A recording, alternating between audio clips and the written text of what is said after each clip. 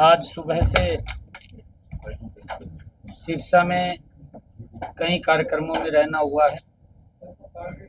अभी एक और बैठक कार्यकर्ताओं के साथ है। सबसे पहला कार्यक्रम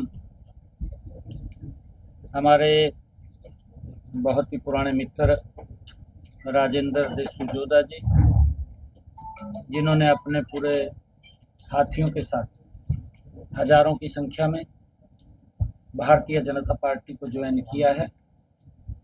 उस कार्यक्रम में ज्वाइनिंग का कार्यक्रम था, उसमें रहने का मौका मिला है। सभी साथियों ने बड़े जोश और उत्साह के साथ भारतीय जनता पार्टी की सदस्यता को ग्रहण किया है।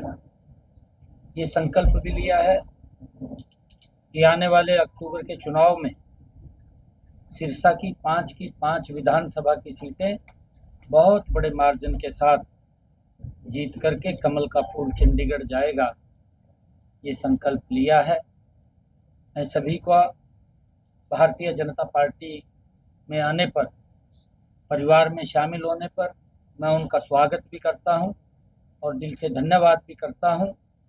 नरेंद्र मोदी जी की जो नीतियां हैं, हरियाणा सरकार डबल इंजन सरकार की जो नीतियां हैं, वो लोगों को सीधा सीधा लाभ पहुंचाने वाली, उनके जीवन को सरल करने वाली ये नीतियां हैं। और उसका परिणाम है कि कांग्रेस से बहुत बड़े बड़े नेता विमुख होकर के भारतीय जनता पार्टी को ज्वाइन कर रहे हैं। आने वाले समय के अंदर कांग्रेस के और भी कई नेता वो ज्वाइन करेंगे। आज क्योंकि कांग्रेस में बापू बेटा की पार्टी रह गई है और दोनों लगे हुए हैं, बापू भी लगा हुआ है, बेटा भी लगा हुआ है। परिवार तक सीमित पार्टी रह गई है, परिवार से बाहर नहीं है। और जब परिवार से बाहर नहीं होती, जो सीनियर लोग होते हैं, सीनियर जो काम करते हैं, कार्यकर्ता होते हैं, ऐसे लोगों का दम घुटता है, क्योंकि वो भी काम करते हैं। जब उनको मान सम्मान नहीं मिलता तो ऐसे लोग वो फिर पार्टी के उस विचार को छोड़ करके दूसरी जगह शिफ्ट होते हैं। बड़े नेता भारतीय जनता पार्टी के अंदर पिछले दिनों ज्वाइन किया है, आगे भी और काफ़ी नेता ज्वाइन करने वाले हैं। कांग्रेस में जिस प्रकार से एक वातावरण कांग्रेस के द्वारा बनाया गया और ये कहा गया पिछले दिनों कि भाई कांग्रेस पार्टी तो जीत गई है, कांग्रेस पार्टी जीत गई है, और इस प्रकार का वातावरण खड़ा करना कि बस जैसे 2-4 दिन के बाद शपथ ले लेंगे भूपेंद्र हुड्डा द्वारा। परंतु ये भी समझना चाहिए, हरियाणा के अंदर 11 जगह चुनाव हुए, 10 लोकसभा 1 विधानसभा, 6 कमल के फूल भारतीय जनता पार्टी ने जीते। और लोकसभा के चुनाव के अंदर भी भारतीय जनता पार्टी सबसे ज्यादा वोट लेकर के वो परसेंटेज में भी रही है। परिस्थितियां बन जाती हैं, लोकतंत्र है, क्योंकि आंकड़ों का खेल होता है। वो 5 सीटों पर आगे, हम 5 सीटों पे पीछे रह गए। आंकड़ों के कारण वोट परसेंटेज हमारा ज्यादा है, वोट भी ज्यादा है। और आने वाले विधानसभा के अंदर हमारे सभी कार्यकर्ताओं ने संकल्प लिया है कि कांग्रेस ने जो झूठ बोला है, झूठ बोल करके लोगों को बरगड़ाया है कि आपके खाते में 8500 रुपये आ जाएंगे 4 तारीख के बाद, अगर तीसरी बार नरेंद्र मोदी प्रधानमंत्री बने तो संविधान खतरे में हो जाएगा। भाई, मैं ये कांग्रेस के नेताओं को, राहुल गांधी, भूपेंद्र हुड्डा को कहना चाहता हूँ, संविधान नरेंद्र मोदी के नेतृत्व में खतरे में नहीं है। ये हमारा पूरा हरियाणा प्रदेश का, पूरा देश का लोग जानता है, खतरे में कांग्रेस पार्टी है। और कांग्रेस पार्टी खतरे में इसलिए है, तीसरी बार भी अगर वो चुनाव मैदान में आती है तो 3 डिजिट क्रॉस नहीं करती, 2 डिजिट में ही खड़ी है। वो 2014 में भी 2 डिजिट में थी, 2019 के चुनाव में भी 2 डिजिट में थी, 2024 के चुनाव में भी 2 डिजिट में है। वो 3 डिजिट में नहीं पहुंची है। इतनी उनको वो करने की आवश्यकता नहीं। यही फ्रस्ट्रेशन राहुल गांधी के अंदर निकल करके आई है, जिस प्रकार से उन्होंने हिंदुओं को अपमानित करने का काम किया है। उस लोकतंत्र के मंदिर के अंदर ये उसकी फ्रस्ट्रेशन थी। फ्रस्ट्रेशन इसके कारण थी क्योंकि इनकी पीढ़ियों ने देश में शासन नहीं, भ्रष्टाचार का शासन किया है। भ्रष्टाचार अगर आप देखें, उनके जो जो पीढ़ियां थी, हर पीढ़ी के अंदर देश ने भ्रष्टाचार को झेला है। और यही पूरी की पूरी पोजीशन जब ये यूपीए की सरकार, कांग्रेस की सरकार थी, उसके अंदर भी बड़े बड़े घोटाले हुए और इनके मंत्री सरेआम बोलते थे कि भाई इस घोटाले के ऊपर तो मैं विश्वास नहीं करता, इतना बड़ा तो घोटाला नहीं हो सकता, घोटाला तो बड़ा हो सकता है। इस प्रकार की उनकी भाषा, मजाक करते थे ये देश के लोगों के साथ। देश के लोगों को लाइन में खड़ा करते थे, चाहे गैस का सिलेंडर लेना हो, चाहे बिजली की बात हो, चाहे अन्य सुविधाओं की बात हो, लोगों को वो सुविधाएं नहीं मिलती थी। इलाज कराना गरीब व्यक्ति के लिए बड़ा मुश्किल हो गया था। परंतु नरेंद्र मोदी जी के नेतृत्व में आयुष्मान कार्ड, चिरायु कार्ड, व्यक्ति को चिंता नहीं है, अगर कोई गंभीर बीमारी आती है तो सम्मान सर ऊंचा करके अपना इलाज करा सकता है। ये सम्मान भी नरेंद्र मोदी की सरकार ने दिया है। परंतु इस प्रकार का वातावरण, इस प्रकार का माहौल खड़ा कर देना कि भाई हम तो सरकार में आगे, सरकार में कहाँ आगे, सरकार के अंदर तो जो विधानसभा के चुनाव के अंदर भूपेंद्र हुड्डा भी बोलते थे और कई और भी जो इनके साथी सहयोगी थे, क्योंकि इनेलो का भी पैचअप कांग्रेस के साथ हो रहा है। मैं तो आज ये कहना चाहूँगा इनेलो के लोगों को कि आप थोड़ा सा वर्किंग करें, थोड़ा काम करें। कांग्रेस को क्यों सरेंडर कर रहे हैं? आप भी अपना कोई जनाधार मजबूत करें। मैं ये आपको कहना चाहता हूँ क्योंकि आपका जनाधार निकल चुका है, आपके नीचे जमीन नहीं रही है। आप अपनी जमीन को बचाने के लिए कुछ ना कुछ मेहनत करें, कुछ ना कुछ काम करें। आपने भी करनाल के विधानसभा में इनेलो ने कहा था कि वही सारे दल इकट्ठे हो जाओ और सारे दल इकट्ठे होकर बीजेपी को हराने का काम करेंगे। जब मेरी टिकट डिक्लेयर हुई, भूपेंद्र सिंह हुड्डा ये बोलते थे करनाल से कि यहाँ से रास्ता का ये कांग्रेस के प्रत्याशी को जिता दो, ये रास्ता चंडीगढ़ विधानसभा में जाएगा। परंतु वहाँ के लोगों ने जो मैंडेट दिया है, जो उन्होंने वहाँ फैसला दिया है, वो फैसला दिया है कि चंडीगढ़ तो कमल का फूल जाएगा। नरेंद्र मोदी के नेतृत्व में ये प्रदेश मजबूती से आगे बढ़ेगा। ये सारे लोग इकट्ठे हुए हैं। आम आदमी इकट्ठी होगी, उसका तो गठबंधन था। एक दूसरे को जो गाली देते थे वो एक दूसरे के गले मिलते नजर आए।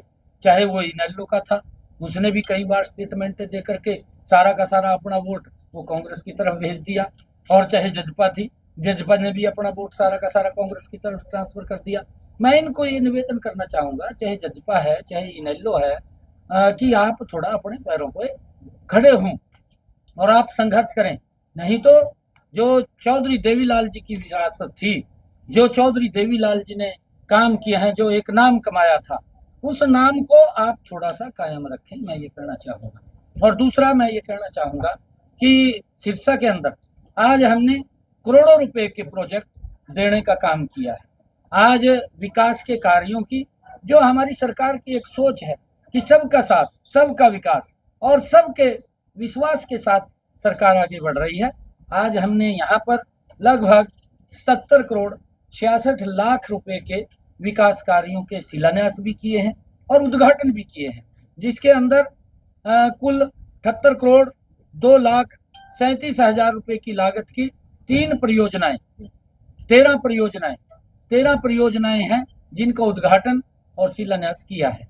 इसमें 10 करोड़ 35 लाख 65,000 रुपए की लागत की 5 परियोजनाओं का उद्घाटन हुआ है और इसमें 67 करोड़ 66 लाख 72,000 रुपए की लागत की 8 परियोजनाओं का शिलान्यास हुआ है। 8 परियोजनाओं का शिलान्यास किया है और 5 परियोजनाओं के उद्घाटन किए हैं जो बड़े काम थे। जैसे शेखपुरा में खरीद केंद्र का और उद्घाटन हुआ है और पन्नीवाला रुल्दू से पन्ना खोखर सड़क, उसका उद्घाटन हुआ है। सुखेड़ा खेड़ा से आसा खेड़ा सड़क, उसका उद्घाटन हुआ है। गांव नौरंग से असीर सड़क, उसका उद्घाटन हुआ है।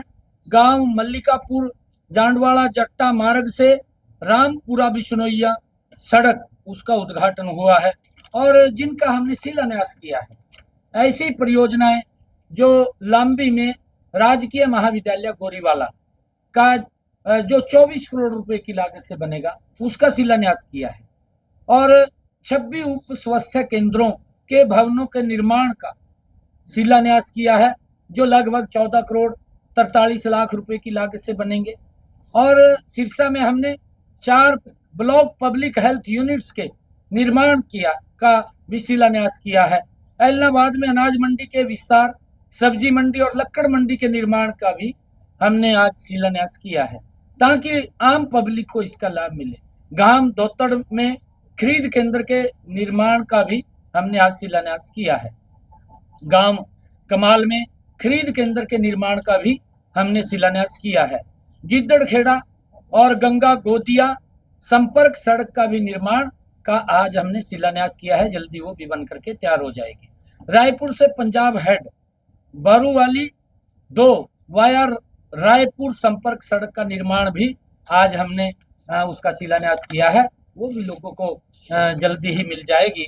ये कुल मिलाकर के जो हमारे आज के उद्घाटन और शिलान्यास के आज हमने कार्यक्रम किया है, उसके अंदर 78 करोड़ 2,37,000 रुपए की लागत से ये सभी के सभी काम, कुछ तो 5 काम तो जिनका उद्घाटन किया है बन करके तैयार हो गए हैं, और बाकी 8 ऐसे हैं कि जिनका हमने शिलान्यास किया है, और ये 5 के उद्घाटन हुए हैं। जल्दी ही जिनका शिलान्यास हुआ है वो भी क्षेत्र के लोगों को इस विकास की दृष्टि से उनको उसका लाभ मिलेगा। सरकार की सोच है कि इस विकास की गति को और तेज करते हुए लोगों की जो समस्याएं हैं उनका समाधान करना, ये हमारी सरकार का दायित्व है। कांग्रेस के पास बोलने के लिए कुछ नहीं है, कांग्रेस के पास बोलने के लिए झूठ है, और झूठ परोसने का काम वो राहुल गांधी से लेकर के हुड्डा तक, हुड्डा से भी और नीचे के एक लोग भी है, जिसमें सुरजेवाला भी है, जिसमें यहाँ की कुमारी शैलजा भी है, वो भी तमाम लोग झूठ बोलते हैं।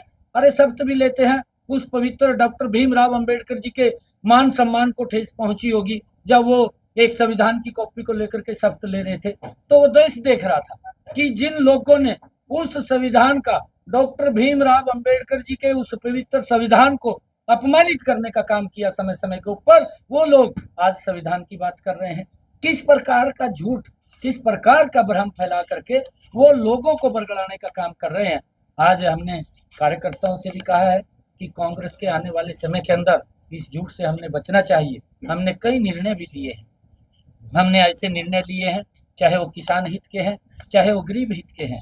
हमने सबसे पहले जो निर्णय लिया कि जो गरीब व्यक्ति है, कांग्रेस ने बोल तो दिया 100-100 गज के प्लाट, ना कागज दिए ना कब्जा दिया, हमने उसको योजनाबद्ध तरीके से कागज भी देने का काम किया, कब्जा भी देने का काम किया। और जिस गांव के अंदर ये 100 गज के प्लाट को देने के लिए जमीन नहीं थी, उनके खाते के अंदर हमने 1-1 लाख रुपए पहुंचाने का काम किया, ताकि वो अपना 100 गज का प्लाट खरीद सके। और दूसरा हमने हैप्पी कार्ड दिया, जो 23 करोड़ 23 लाख परिवार, 84 लाख लोग, उनको 1000 किलोमीटर तक एक साल के अंदर फ्री में यात्रा करने का, किसी ने बाजार में जाना है, किसी ने डॉक्टर पे दवाई लेने के लिए जाना है, किसी ने रिश्तेदारी में जाना है, तो उस कार्ड का उपयोग करते हुए उसका कोई किराया नहीं लगेगा, वो उसी योजना का लाभ उठा सकता है। हमने ये भी निर्णय लिया है कैबिनेट के अंदर कि जो किसान, किसी का ट्यूबवेल फेल हो जाता था और ट्यूबवेल फेल हो गया तो जब दूसरा ट्यूबवेल उसको लगवाना पड़ता था, दूसरा बोर करवाना पड़ता था, तो कनेक्शन चेंज नहीं होता था। तो हमने ये निर्णय किया कि 100 मीटर के अंदर अगर किसी किसान का ट्यूबवेल फेल होता है और 100 मीटर के अंदर वो दूसरा ट्यूबवेल लगवाता है, तो कनेक्शन शिफ्टिंग का हमने अधिकार दिया है कि वो उस कनेक्शन को शिफ्ट कर सके। हमने 2 किलोवाट के ऐसे परिवार जिनका 2 किलोवाट का कनेक्शन है, उनके सबका जो यूनिट जो खर्च करेगा उसी का ही बिल आएगा और कोई उसके ऊपर सरचार्ज नहीं लगेगा। ये भी निर्णय हमने किया है, इससे भी बहुत बड़ा लाभ एक गरीब व्यक्ति को मिलेगा। आदरणीय प्रधानमंत्री जी की एक संकल्प लिया था कि हमने हर छत के ऊपर वो रूफ टॉप सोलर लगाना है। अभी पिछले दिनों हमने ये भी निर्णय किया है कि जो जिनकी आय 1,80,000 रुपये से कम है, ऐसे परिवार, उनको हमने लॉन्च किया है, एक वेबसाइट बनाई है कि वो उसके अंदर रजिस्ट्रेशन करेंगे।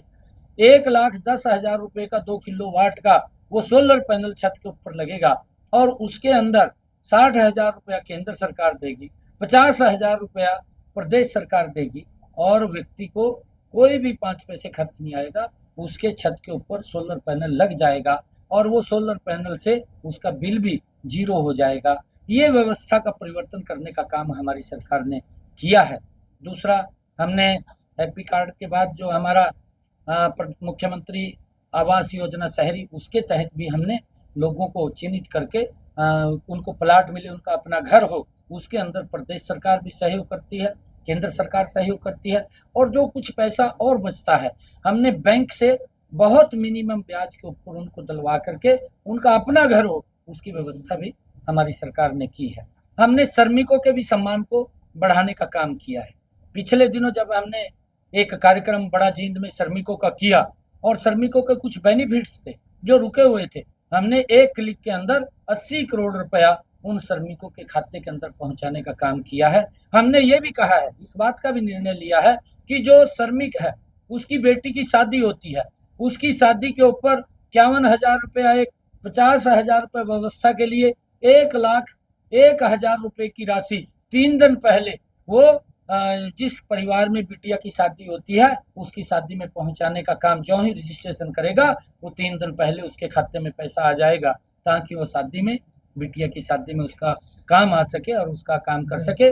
उसके लिए हमने सारी व्यवस्था ये की है और लगातार हम एक एक निर्णय लेते हुए लोगों की समस्याओं का समाधान कर रहे हैं। अभी हमने कल ही कुरुक्षेत्र के अंदर एक बड़ा कार्यक्रम, जो सरपंचों की एक मांग थी और उनको दिखते भी उसके अंदर महसूस हो रही थी, हमने ये निर्णय लिया है कि सरपंचों को 21 लाख रुपए तक वो अपनी मर्जी से खर्च कर सकेंगे। उसके बाद जो अगर कोई टेंडर के अंदर आएगा तो उस टेंडर के अंदर भी वो सारी जानकारी सरपंच को होगी। उनके कुछ और भी इस प्रकार के बेनिफिट्स थे जो लंबे समय से वो मांग कर रहे थे कि वो हमारे मिलने चाहिए, वो भी हमने कल अनाउंस किया है कि वो भी सब सरपंचों को मिलेंगे। ये हमने लगातार, हमारी सरकार मजबूती से काम कर रही है। हमारे पास बताने के लिए चाहे केंद्र सरकार के 5 लाख रुपए आयुष्मान कार्ड का है, चाहे हम गरीब व्यक्ति को राशन पहुंचाने की व्यवस्था है, चाहे कोरोना जैसे संकट के अंदर फ्री में वैक्सीन लगवाने की बात है। हमारी डबल इंजन की सरकार लगातार लोगों के हित में मजबूती से काम कर रही है। कांग्रेस के पास बताने के लिए कुछ नहीं है। कांग्रेस की दुकान में झूठ है और झूठ पसोरने का काम करते हैं, वो खाली हो चुकी है, उसके अंदर झूठ है। एक कहावत है गांव के अंदर, बोलते हैं कि वही कुआरे में क्या निकलेगा, उससे ही निकलेंगे। तो उनकी दुकान के अंदर से कोई सामान तो निकलता नहीं, झूठ ही निकलता है। और ऐसा झूठ है जी जिससे देश को भी खतरा होता है, देश की सुरक्षा के ऊपर भी खतरा होता है, भाईचारे के ऊपर भी खतरा होता है। इस प्रकार की भाषा ये कांग्रेस के नेता भी, कांग्रेस के जो बड़े पदाधिकारी भी है, वो बोलने का काम कर रहे हैं। मैं उनसे आग्रह करूंगा कि वही इसको, राहुल गांधी को, वो कोई ज्ञानवर्धन किताब लेकर के दें जिससे कि उसका ज्ञान हो सके, क्योंकि उसको ये मालूम नहीं है। संविधान तो इन्होंने पकड़ा दिया, बस वो तो खाली उसको ये भी नहीं पता कि उस संविधान में कितने पेज हैं, कितने उसने पढ़े हैं, ये उसको जानकारी नहीं है, परंतु किताब उठा करके खड़ा हो गया। मैं कांग्रेस के नेताओं को कहना चाहूंगा कि इसको कोई ज्ञानवर्धक किताब दें जिससे कि इसको ज्ञान की उपलब्धि हो जाए कि हिंदू क्या है, वो हिंदू को समझे। अगर उसको समझ में नहीं आता, वो कहाँ से उसको लिख करके देते हैं, किस प्रकार की भाषा वो बोलता है, जिससे कि वो हिंदुओं के ऊपर भी वो कटाक्ष करने का काम उन्होंने किया है। मुझे ये कहना पड़ रहा है, ये दुर्भाग्यपूर्ण है। ये राहुल गांधी को उस समय याद नहीं आया, कांग्रेस को याद नहीं आया जब वो सिखों का कत्लेआम किया गया दिल्ली के अंदर, उनके गलों के अंदर टायर डाल करके उनको जला दिया गया, तब तो ये कुछ नहीं बोला। ये राहुल गांधी अगर पश्चिम बंगाल में हिंदुओं के ऊपर कोई घटना होती है, इसके मुंह के ऊपर ताला लग जाता है, ये बोलता नहीं है। अगर केरल के अंदर कोई घटना होती है, ये कांग्रेस के और राहुल गांधी के मुंह के ऊपर ताला लग जाता है, ये बोलते नहीं है। परंतु किस प्रकार से झूठ फैलाने का काम करते हैं कि भाई ये संविधान को बदल देंगे या संविधान के साथ छेड़छाड़ करेंगे। छेड़छाड़ तो आपने की है, संविधान का अपमान करने का काम आपने किया है। इस बात को हमने समझना है। मैं कहना चाहूंगा कांग्रेस के लोगों को कि उसको ज्ञानवर्धक किताबें दें जिससे कि उसके ज्ञान में थोड़ी बढ़ोतरी हो जाए। विधानसभा चुनाव को लेकर बीजेपी कितना तैयार है? भारतीय जनता पार्टी पूर्ण रूप से तैयार है और मैं आपको आज यहाँ की सिरसा की पवित्र भूमि से कह रहा हूँ कि आज हमारे कार्यकर्ताओं ने संकल्प लिया है। सिरसा की 5 की 5 विधानसभाएं बहुत बड़े मैंडेट के साथ यहाँ से जीतेंगे और हरियाणा के अंदर तीसरी बार नरेंद्र मोदी जी के नेतृत्व में बहुत बड़े मैंडेट के साथ भारतीय जनता पार्टी सरकार बना रही है। ये हरियाणा प्रदेश के लोगों ने तय कर दिया है। सर, आपने कांग्रेस का जिक्र किया है। कांग्रेस के कई नेता हैं, जो बड़े नेता हैं, आपस में ही एक दूसरे पर कटाक्ष करते हैं। कुमारी शैलजा दूसरे ग्रुप के लिए कहती है, हुड्डा साहब दूसरे के लिए कहते हैं। किस तरीके से देखते हैं? देखिए, मुझे आश्चर्य होता है इस बात का कि इलेक्शन चलता हो और इलेक्शन चलते हुए के अंदर कुमारी शैलजा इस प्रकार की बात बोलती हो कि हुड्डा का यहाँ कुछ नहीं है, हुड्डा यहाँ ना आए और मुझे आवश्यकता नहीं है कि हुड्डा यहाँ पर आए। इस प्रकार की भाषा तो प्रदेश कहाँ सुरक्षित है? इनके हाथों में प्रदेश सुरक्षित नहीं है। मैं इस बात का भी, मैं यहाँ पर भी आया था, शायद आप लोगों से भी मैंने बात किया था, मेरी शायद आपके पास वीडियो होगी। मैंने ये बात कही थी कि जब मैं नारायणगढ़ से विधायक था, नारायणगढ़ के अंदर ये कुमारी शैलजा अंबाला से चुनाव लड़ी थी, ये हार गई थी। तब जब प्रधानमंत्री किसान ये फसल बीमा योजना लागू की आदरणीय नरेंद्र मोदी जी ने, ये सबसे पहले आकर के धरने के ऊपर ये नारायणगढ़ के अंदर बैठी थी। मैंने आपको शायद कहा था और इसने ये कहा था वहां धरने के ऊपर बैठ करके कि ये किसानों की जेब से पैसा निकाल रहे हैं।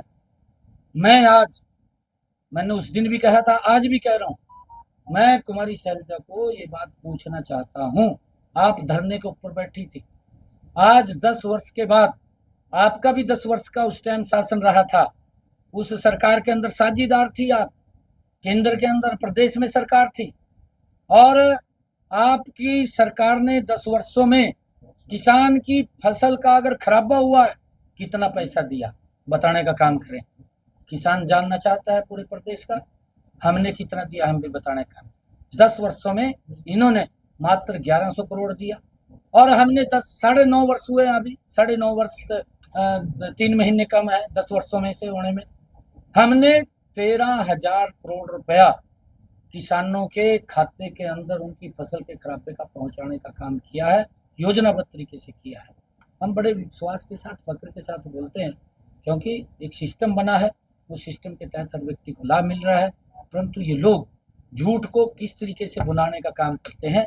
मैं आम आवाम से भी, आम लोगों से भी ये बात कहना चाहूँगा कि ये लोग, ये सजाबाग दिखाने वाले लोग हैं, इनकी बातों में अगर आएंगे तो पछताना ही पड़ेगा। किरण चौधरी के बाद अगला कदावर नेता कौन है जो बीजेपी में आ रहा है? आपके सामने बताऊंगा ना, आपको बिल्कुल बताऊंगा। सर, लोकसभा चुनाव में पहले 10 से 5 रह गए, लेकिन हालांकि आपने ये कहा कि वोट परसेंटाइज बढ़ा है हमारा। बढ़ा है, बिल्कुल बढ़ा। लेकिन आपके ही कुछ प्रत्याशी थे, उन्होंने बात कही है कि अंतर्घात हुआ है, अंदर के ही लोग हैं जिन्होंने बात नहीं। देखिए, अलग अलग हमारे उनकी अलग अलग वो विषय होता है, परंतु कार्यकर्ताओं ने डट करके काम किया है और अगर कोई विषय है, हमने कहा भी था अभी हमें बताने का काम करें, हम केंद्र के नेतृत्व पे ध्यान में लगाएंगे, सभी ने काम किया है। आपके नेता धर्मवीर कह रहे हैं कि राव इंद्रजीत को फ्री हैंड नहीं दिया जा रहा, कैबिनेट में नहीं लिया गया। कैबिनेट में है? मंत्री है? नहीं, कैबिनेट में है, स्वतंत्र कैबिनेट में है। धर्मवीर जी का बयान। भाई, मैं जब सांसद था मेरे को तो कैबिनेट में भी नहीं मिला था, मैं खाली सांसद था। वो तो राज्य मंत्री भी है और गर्व की बात है कि ऐसे नेता की कैबिनेट में है जो दुनिया का लोकप्रिय नेता है। धर्मवीर जी का बयान को किस तरह लेते हैं? मेडिकल कॉलेज की मांग है। धर्मवीर जी मेरे मित्र है, मेरे मित्र है। सर, जो लोग नहीं शामिल हुए उनको टिकट देगी पार्टी? यार फिर पूछ लिए और बता।